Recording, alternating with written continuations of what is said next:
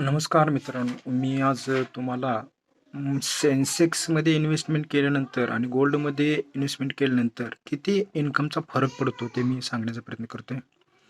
1978 साली गोल्डचा रेट होता 685 अप्रॉक्सिमेटली ₹700 पकडा आणि तोच आज झालेला आहे ₹80,000 पर तोळा झालेला आहे. म्हणजे 1978 साली आपण सेन्सेक्समध्ये ₹700 गोल्डमध्ये ₹700 गुंतवले असते, तर आज त्याची किंमत ₹80,000 झाली असती, म्हणजे 114 पट झाली असती. ते जर आपण सेन्सेक्समध्ये जर गुंतवले असते, तर सेन्सेक्स 1978 साली ₹100 लिस्ट झालेला आहे आणि तो आज 80,000वरती ट्रेड करत आहे.